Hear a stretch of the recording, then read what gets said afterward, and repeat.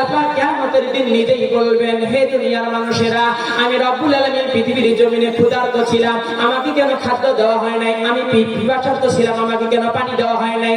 আমি নিঃস্ব হয়ে গিয়েছিলাম, আমাকে কেন সাহায্য করা হয় নাই? তখন হাসরবাসীরা বলবে, আল্লাহ আপনি কি পানি খান, আপনি কি খাদ্য খান, আপনি কি পোশাক পরেন, আপনি কি নিঃস্ব হয়ে যান, আপনার কি টাকা পয়সার কি প্রয়োজন? তখন রব্বুল আলামিন হাসরবাসীদেরকে ডাক দিয়ে বলবে, রে হাসরবাসীরা, তোমরা কি জীবনে চোখ দিয়ে কোরআনে পড়ো নাই?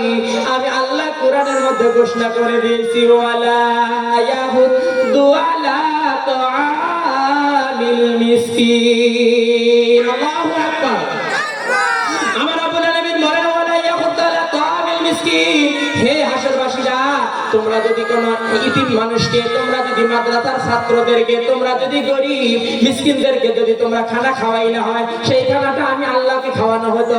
তোমরা যদি কোনো ইতিম মিসকিনকে তোমরা যদি একটা পোশাক দিলে হয়, সেটা আমি আল্লাহকে দেওয়া হইলে হয়। তোমরা যদি কোনো ইতিম মিসকিনকে তোমরা যদি 10টা টাকা দিয়ে সাহায্য করলে হয়, তাহলে সেই টাকাটা আমি আল্লাহ রাব্বুল আলামিনকে দেওয়া হইলে হয়।